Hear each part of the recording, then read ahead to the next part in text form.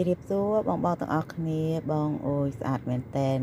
នេះបងទៅយកចេញពីកន្លែងជាងថ្មីក្តៅឯណាបងគ្រាន់តែយកចេញភ្លាមនិយាយទៅអត់ចាំព្រឹកទេបងនិយាយទៅគឺថតភ្លាមហ្មងអានេះនិយាយទៅគឺខ្ញុំថតនៅពេលល្ងាចណាបងណានឹងហើយអានេះបើសិនជាយើងថតនៅចំពលឺថ្ងៃពេញវិញនិយាយទៅគឺស្អាតកាន់តែខ្លាំងហ្មងបងណានឹងហើយអានេះខ្ញុំ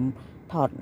អត់មានបើកផ្លាកបើកភ្លើងអីទេណាបងនឹងហើយនិយាយទៅពណ៌របស់គេស៊ីនហ្មងណាបងណាបងអានេះសបកប្រាក់តែយើងដាំជាមួយនឹងត្បូងតម្រោះពណ៌របស់យើងណាបងនៅទឹកដីប៉ៃលិនដែលមានតម្លៃថ្លៃនៅទឹកដីប៉ៃលិននិយាយទៅគឺនៅក្នុងមួយកងនេះទាំងអស់បងណាស្អាតខ្លាំងមែនតែនយើងប្រាប់បងដែលស្រឡាញ់ចង់បានត្បូងសុទ្ធអីកុំភ្លេចពីពេករីលក់ត្បូងពេជ្រប៉ៃលិនក៏ដូចជាផ្លាក់យីហោឡោបន្លុងណាបងណាហើយបិកាបងមកកងនេះនិយាយទៅគឺមានម្ចាស់ហើយណាបងកងនេះគឺមានម្ចាស់ហើយនេះនិយាយទៅភ្ញៀវគាត់កំងណានឹងហើយអញ្ចឹងស្រាប់បងដែលចង់បានត្បូងសុទ្ធអីកុំភ្លេចណាបងណាអាចកំងបានហើយថ្ងៃក្រោយត្បូងនេះបងឲ្យពាក់អស់ចិត្តអស់ចង់មកឲ្យចង់កោះវាចេញធ្វើជាសបកផ្លាក់ទីនអីបានណាបងណានឹងឲ្យពួកត្បូងធម្មជាតិរបស់យើងមកឲ្យពាក់តកូនតចៅតចលូចលាទៀតក៏អត់ចេះប្រែប្រួលពណ៌ទៅណាដែរណាបង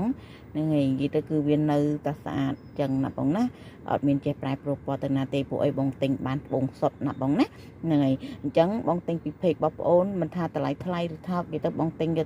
គឺដឹងតែបានត្បូងសុទ្ធទៅប្រើហ្មងណាបងណាហ្នឹងហើយពាក់ដោយមានទំនុកចិត្តអរគុណច្រើនបងស្រីចំពោះការកំងជូនពរបងសំណាងល្អហេងណាបងណា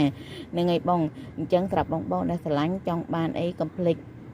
ចុច like ឬក៏ follow page ដើម្បីទទួលបានវីដេអូថ្មីប្រចាំថ្ងៃណាបងណានិយាយទៅគឺបងអូនមានផុសនៅក្នុង YouTube ដែរបងកុំភ្លេចចូល subscribe នៅក្នុង YouTube បងប្អូនម្នាក់មួយផងណាបងណាអរគុណច្រើន